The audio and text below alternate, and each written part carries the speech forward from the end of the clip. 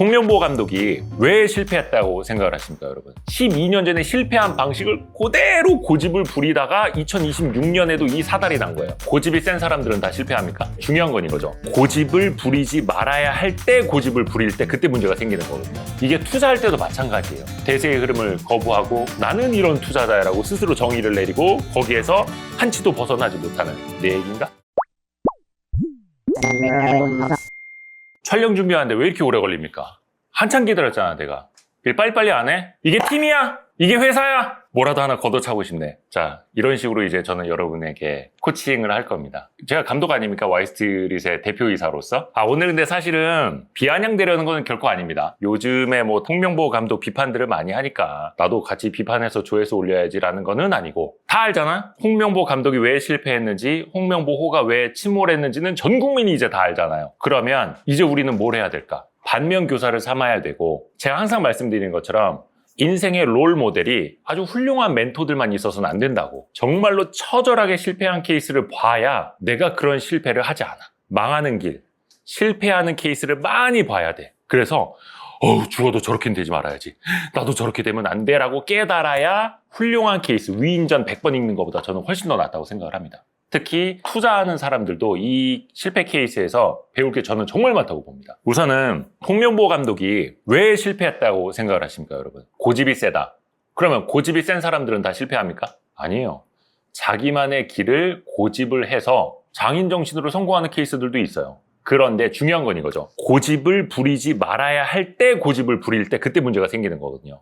사실 홍명보 감독이요, 큰 업적을 남기기도 했어요. 2012년 런던 올림픽 때 우리나라가 동메달을 땄습니다. 축구로 올림픽에서 동메달을 땄다고요. 엄청난 일이었어요. 큰 업적이었죠. 그러니까 그걸 바탕으로 해서 국가대표팀 감독까지 그 이후에 맡았던 건데 2014년에 어떻게 됐죠? 귀국장에서 그때 엿 맞았었잖아요. 그 정도로 이제 졸전 끝에 폐장이 되고 정말로 그때 온갖 비판을 받았고 전술이 없다라는 얘기는 12년 전에도 있었어요. 그리고 2014년에 왜 그렇게 욕을 먹었느냐? 여론을 받아들이질 않았어. 소통을 못했어. 그리고 내가 좋아하는 스타일, 내가 좋아하는 선수만 고집을 하다가 망했거든요. 대표적으로 그때 박주영 선수를 계속해서 기용을 했었습니다. 이미 폼이 떨어져 가고 있는 선수를, 이미 다 폼이 떨어진 선수를 아끼는 후배라고 그러다 이제 폭망을 했죠. 그런데 중요한 건 뭐예요? 12년 전에 실패로 본인이 배운 게 없는 거야. 12년 전에 실패한 방식을 그대로 고집을 부리다가 2026년에도 이 사달이 난 거예요. 근데 이거를 걱정했던 많은 팬들이 홍명보가 변하지 않고 똥고집인 것 아니까 홍명보를 쓰면 안 된다라고 계속해서 경고를 줬던 거죠. 그런데 12년 전에 했던 걸 또 반복을 한 거예요.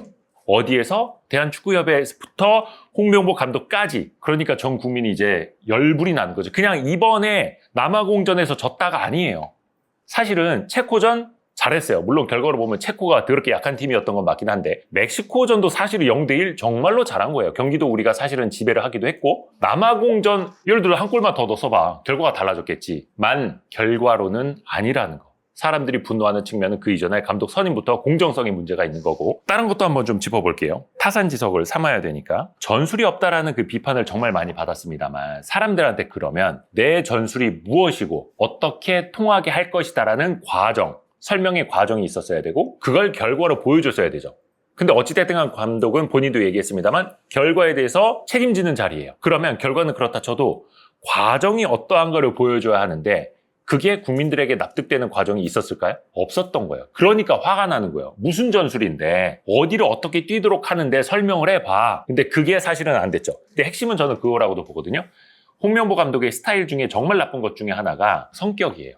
커뮤니케이션 스킬. 항상 별 표정이 없어. 근데 그게 선수를 할 때 아니면 뭐 감독으로서의 카리스마는 있다고 하지. 그런데 감독이 선수들만 지도하는 자리입니까? 아니에요. 국가대표 감독이라는 건 팀과 국민의 사이에 있어요. 그러니까 커뮤니케이션을 잘하는 것도 언론과 대화를 잘하는 것도 국민과 소통하는 방식이거든요. 그럼 본인이 배워야지. 말 못하는 사람한테 끄집어내고 말 없는 사람한테 뭐 말수를 늘리라 이게 아니라 본인이 억울한 게 있거나 본인이 설명할 게 있으면 잘 설명을 하는 것도 노력을 해야지. 근데 어떻게 합니까? 할 말하고 끝. 이게 내 축구고 결과적으로 설명하라니까 뭐라고 했습니까? 처음에 감독 선임될 때 나는 나 자신을 버렸습니다. 마지막까지도 무슨 얘기했습니까? 저는 대한민국 축구만을 생각했습니다. 아니 그럼 누가 축구 생각 안 했다고 뭐라고 하냐고 너한테. 뭐, 네 자신을 왜 버리래. 가족도 챙기시라고요. 본인 건강도 챙기시라고요. 멘탈도 챙기시라고요. 그게 중요한 게 아닌데 나는 나 자신을 버렸습니다.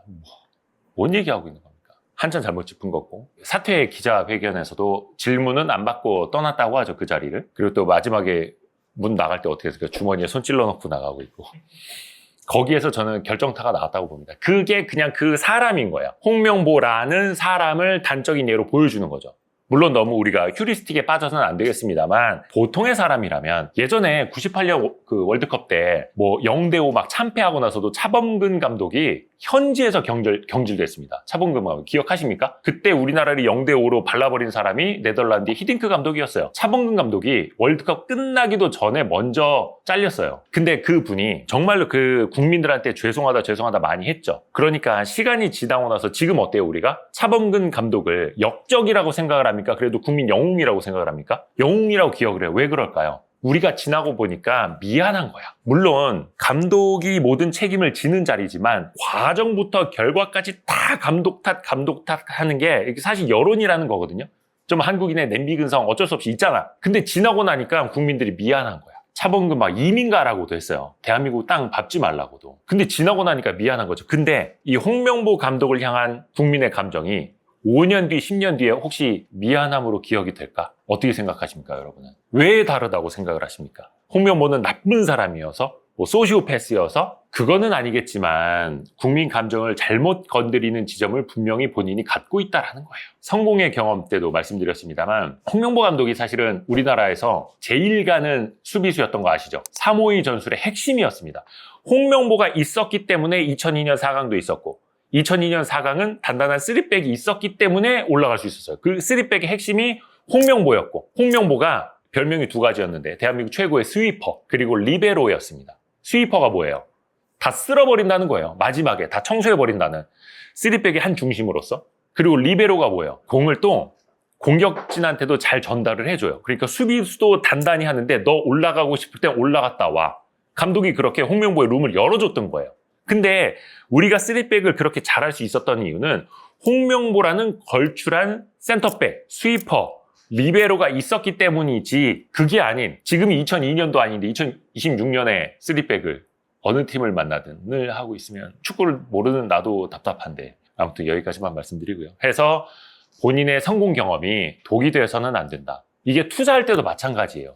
내가 과거에 이 방식으로 벌었으니까 이게 지금도 맞아 라고 하고 있다가 주도주, 대세의 흐름, AI, 반도체 이거 다 거부하고 요즘에 하나도 못 본 사람들 많지 않습니까? 내 얘기인가? 기관 투자자 중에서도 그 수익 못 내는 사람들도 있지 않습니까? 대세의 흐름을 거부하고 나는 이런 투자자라고 스스로 정의를 내리고 거기에서 한치도 벗어나지 못하는 이런 거는 이제 빨리 좀 반면교사를 삼아야 된다. 근데 아까도 잠깐 이야기를 했습니다만 사실 커뮤니케이션 스킬 뭐 이게 사실은 누구나 말을 잘해야 된다라는 건 아닙니다만 항상 어디 나갔을 때도 무표정하고 딴 사람들하고 말 안 하려고 하고 거기 있는 분위기 다 그 사람만 놓고 보면 싸하게 만드는 사람들이 있거든요. 그런 사람들 주변에 사람이 모일까요?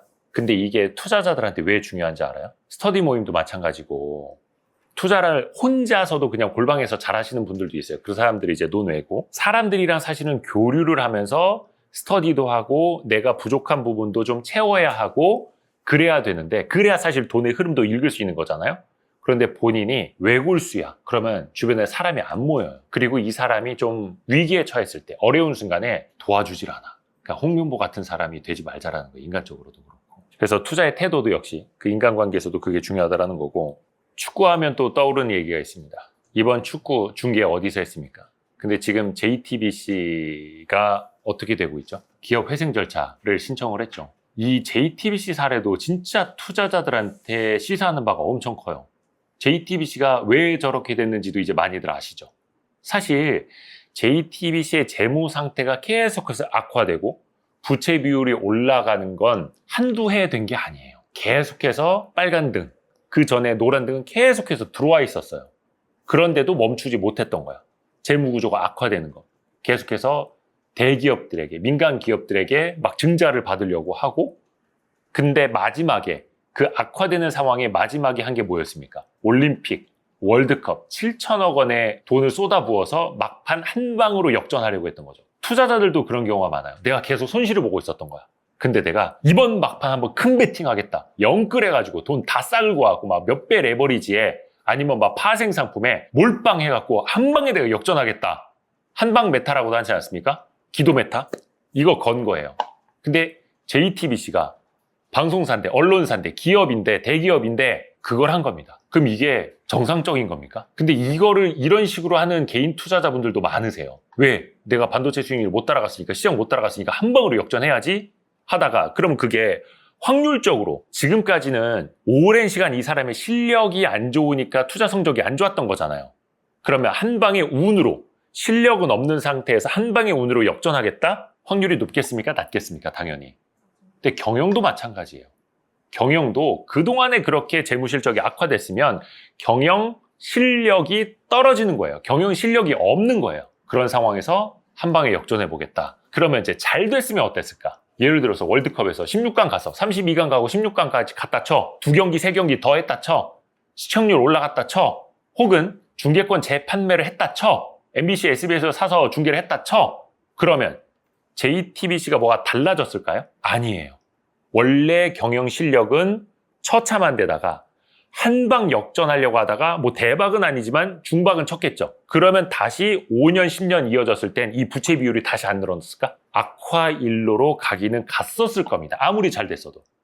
홍명보 감독이 운 좋게 마지막에 우즈베키스탄이 콩고 민주공화국 이겨서 우리가 32강 갖다 쳐. 그러면 대한축구협회가 뭐 바뀌었겠어요? 홍명보 감독의 전술이 뭐 바뀌었겠어? 나아졌겠어요? 국가대표팀의 경쟁력이 뭐 올라갔겠어요? 아니라고요. 항상 그 결과만 미리 예단을 해놓고 그걸로 우리가 판단하는 습관을 가져가면 나한테 도움이 하나도 안 됩니다. 그래서 오히려 이번에 조별리그 탈락을 한 게 차라리 잘 된 거예요. JTBC도 이쯤에서 멈출 수 있었던 게 차라리 다행인 거예요. 왜? 수많은 채권자들이 있잖아요. 그 수많은 임직원들이 있잖아요. 수많은 출연자들이 있잖아. 저도 아직까지 출연료를 못 받고 있습니다. 장르만 여의도 몇 번 왔다 갔다 했거든요. 그냥 거기에서 멈출 수 있었던 건 자이든 타이든 차라리 그게 나을 수도 있어. 해서 어떻게 보면 2026년 북중미 월드컵이 우리 역사에선 굉장히 좀 아픈 면이겠으나 빨리 우리는 배워야 된다. 2014년에 깨닫지 못했던 거, 배우지 못했던 거 12년 동안 반복했듯이, 물론 12년 동안은 아닙니다만 경영도 그렇고 스포츠도 그렇고 우리가 배워야 될 것이 정말 많습니다. 그래서 어떤 분들은 그런 말씀을 하실 수도 있을 거예요. 나는 투자 스타일이 이런데 이번 장에서 못 벌면 어때? 상관없어요. 그것도 맞는 말이에요. 그런데 경영이나 축구는 달라요. 축구는 어찌됐든 간에 48개국 중에서 32개 나라만 32강 진출하는 거고 그 중에서 16개 나라만 16강 진출하는 거잖아요. 경영도 마찬가지예요. 수많은 채널 중에서 수많은 종편 중에서 선택을 받아야 되는 거잖아요. 거기에 OTT라는 엄청난 더 큰 산이 생겨나고 있고 유튜브도 마찬가지입니다. 수많은 유튜브 채널 중에서 우리가 선택을 받아야 되는 거잖아요. 그럼 어떻게 돼요? 선택을 못 받으면 이 회사는 망하는 거예요. 종편도 망하는데 유튜브라고 안 망하겠습니까? 직원이 몇 명인데? 축구도 마찬가지예요. 32강 못 가면 그 팀은 그냥 거기서 끝난 거예요. 바꿔야 돼요. 투자도 사실은 마찬가지기는 해요. 인덱스, 지수를 못 따라갈 거면 차라리 그냥 인덱스 펀드를 하는 게 맞죠. 지수만 사놓는 게 맞죠. 본인이 직접 못하면 위탁 맡기는 게 맞죠. 위탁을 맡은 사람들도 지수 수익률만큼도 못 쫓아가는데 수수료를 받으면서까지 하면서 시장도 못 따라가면 반성을 해야죠. 왜? 그거는 수많은 투자자들의 기회 비용을 날려버린 거잖아요. 그거라는 거예요. 그래서 우리 국민들이 이번에 축구 때문에 분노하는 거, 홍명보 감독 때문에 분노하는 건 홍명보가 아니었으면, 다른 감독이었으면, 다른 전술을 펼쳤으면 손흥민, 이강인, 김민재를 데리고 다른 결과를 낼 수 있었는데 홍명보가 엄청난 그 시간과 기회비용을 날려버렸다라는 데서 더 이제 울분이 올라오는 거죠. 투자도 저는 비슷하다고 봅니다. 사실 저도 올해 시장 수익률을 비트하지 못하고 있기 때문에 많이 반성을 하고 있고 하여튼 타산지석 삼고 어떻게 해서든 홍명보 사례, JTBC 사례만 보고 그냥 손가락질만 하고 낄낄댈 게 아니라 나 자신의 성장의 발판으로 삼아야 된다. 저부터도 많이 좀 깨닫고 있습니다. 올해 코스피가 얼마나 올랐는지 아십니까? 한 110% 올랐어요. 물론 코스닥은 비트했습니다. 코스닥은 내가 이겼어. 그러나 코스피는 못 이겼어요. 코스닥은 적금으로도 이긴다고? 근데 제가 퇴직연금 같은 계좌 있잖아요. BC형 IRP. 요거 수익률은 훨씬 좋습니다. 근데 제가 액티브하게 내 고집으로 해보려던 계좌는 처참합니다. 그런 반성을 좀 하고 있고요. 미소가 만연하다 너는? 수익률 좋다는 거지? 홍명보 감독이 또 된 이유? 그걸 몰라서 물어? 이게 축협이야? 그건 뭐 말 안 해도 알고. 이참에 뭐 축구협회를 뜯어 고쳐야 된다는 건 전 국민이 같이 이제 분노하고 있으니까 이번엔 달라지겠죠. 내 고집과 생각이 잘못된 고집인지 생각인지 어떻게 이 고집이 잘 되는 고집인지 잘못된 고집인지 미안합니다만 그거는 결과입니다. 근데 결과인데 세상은요 불편한 얘기입니다만 어쩔 수 없이 결과로 평가를 받게 돼요. 홍명보 감독이 본인만의 뭐 3백 고집해갖고 4강 갔어 봐 누가 욕해. 근데 그런 건 있어요. 누가 봐도 저게 지금 트렌드에 안 통해. 누가 봐도 저게 강팀을 만났을 때 안 통해. 이번 월드컵 전에 평가전 보면서 무슨 생각을 했습니까? 대부분 약팀하고 그 경기를 많이 했잖아요. 약팀은 밀집 수비를 해요. 다 수비 라인 내려가지고 그걸 못 뚫는 거야. 그러니까 약팀하고도 0대0으로 득점을 못한 경기가 정말 많아요. 그러면 우리가 남아공이 상대적으로 우리보다 약팀이라고 했잖아요. 어떻게 뚫는 거를 했어야 되는데 그 과정이 없었던 거예요. 그러니까 사실은 똥인지 된장인지는 꼭 찍어 먹어봐야 하는 건 아니잖아요. 그러니까 결과까지 가기 전에도 어느 정도 위험 신호라는 게 있어요. 방망이 깎는 노인이 방망이를 열심히 깎겠죠. 그럼 어떤 결과가 나오는지 알죠. 장인 정신으로 한 땀 한 땀 최고의 결과물이 나온다는 건 알아. 근데 저 공장에서 대량 생산으로 방망이 하나당 몇천 원에 팔고 있는데 하나 깎아가지고 막 2만 원 받는다 그러면 그분이 잘 사실까? 는 누구나 다 알아. 근데 그분이 아니요 난 이게 좋아요. 난 혼자 산골에서 혼자 살면서 이렇게 유유자적하면서 살 거예요. 아, 네 존중 해드려야죠. 근데 그게 아니라 나는 기업을 할 거예요. 방망이 깎는 돈, 나한테 투자를 해주세요. 나한테 30억 투자를 해주세요. 방망이 한 달에 하나만 깎아서 팔 거예요. 이건 완전 다른 얘기라고요. 근데 지금 홍명보는 혼자의 고집을 가지고 세계 무대에 가져가서 평가를 받겠다고 하니 중간에서 아이고 그러면 안 돼, 아이고 그러면 안 돼 이런 아우성이 안 들렸겠냐고. 그럼 투자에 있어서도 수익률이 안 좋은 상황이 계속 반복되면 잘못된 깨달아야지. 깨달아야죠. 아니 투자에서 수익률이 계속 안 좋아. 깨달아야지 왜 안 좋은지. 세상이 몰라줘. 이 가치가 있는 기업을 세상이 몰라줘. 나의 전술과 전략이 최고인데 세상이 몰라줘. 아유 내가 맨날 2대0으로 지고 또 지고 32가 또 탈락하고 세상이 더러워. 라고 하고 있을 거예요? 저기 그러면 PBR 0.5배짜리 사놓고 왜 그 사람은 부자가 못 되겠어? PBR 0.3배짜리 주식이 왜 아직도 PBR 0.3배겠어? 다른 사람이 안 사주잖아. 그러니까 빨리 그걸 깨달아야 되는데 저도 그걸 너무 늦게 깨달았다고요. 이 더러운 세상. 이 가치주 소외받고 저렇게 다 쏠려만 가는 더러운 세상. 쏠림 현상은 나쁜 거야. 저 소외주도 좀 봐주세요 라고. 그게 맞아요? 근데 그게 다시 말해서 나는 주식 투자로 1년에 10%만 벌어도 감사한 거예요. 사실 이거 엄청난 겁니다. 연 10% 수익률이라는 거의 S&P 500 장기 수익률에 수렴을 해요. 근데 나는 그냥 그렇게만 할 거예요. 가늘고 길게 갈 거예요 라고 한 사람은 상관없어. 근데 그 사람이 내가 여러분의 돈을 위탁받아서 수수료 2%씩 받고 운용을 해줘. 근데 다른 운용사에 맡겼으면 코스피만 사서도 100%, 50% 났는데 이데오가 5%, 10% 수익률 내주고 수수료 2% 달래. 그게 맞냐는 거죠. 저는 요걸 이렇게 구분해서 생각하자는 거예요. 구분해서. 그래서 홍명보 감독은 동네 축구 감독은 하셔도 된다. 어떻게 해야 소통을 잘할 수 있을까요? 너 소통 되게 못하지? 그런 것 같더라. 딱 보면 알아. 그럼 나는 소통을 잘할 것 같아? 아니라고 생각해? 반은 맞고 반은 틀려. 맞아요. 나도 내 고집이 있어. 약간 외골수 기질이 있어. 그래서 주식 투자를 한동안 잘 못했던 것도 있고. 근데 이젠 깨달았잖아. 메타인지. 내가 뭘 알고 있고 뭘 모르는지를 아는 거 정도는 이제 구분을 할 줄 알아요. 소통을 잘한다는 건 빨리 인지력을 높여야 돼요. 남의 말 잘 들어야 되고. 근데 이제 메타인지 없는 사람들의 공통점이 그거야. 조용히 소곤소곤 말해야 될 때 도서관 같은 데서 큰 목소리로 말해. 근데 그게 사람이 나빠서가 아니야. 거기가 도서관이라는 거 다 알아. 근데 내 목소리의 볼륨을 모르는 거야. 조용한 곳이라는 거 알아. 조용히 말해야 된다는 것도 알아. 근데 내 목소리의 볼륨을 모르는 거라고요. 이해가 가십니까? 그게 메타인지의 출발이에요. 때로는 그래서 다른 사람들한테 먼저 물어봐야 돼. 내가 이렇게 하는 게 어때? 이 방식의 의사결정은 어때? 내 스타일은 어때? 라고. 그래서 이제 열린 사고인데 사람의 성격 중에도 뭐 여러 가지 유형이 있습니다만 그래서 개방성은 저는 되게 중요하다고 봅니다. 고집이 있어도요. 자기 주관이 뚜렷해도요. 정말 아무리 똑똑해도 개방성은 있어야 돼요. 다른 사람들의 이야기를 들을 수 있는. 그래서 수용을 하고 틀린 게 있다면 바로 잡고 저는 그래서 그것도 많이 좀 깨닫고 있습니다. 해서 야식 잡설이 그리고 와이스트릿이 조금이라도 도움이 되신다면 알림, 구독, 좋아요, 댓글, 다른 영상 보기. 그리고 얼마 전에 3대 메가 프로젝트 발표하지 않았습니까? 정부가?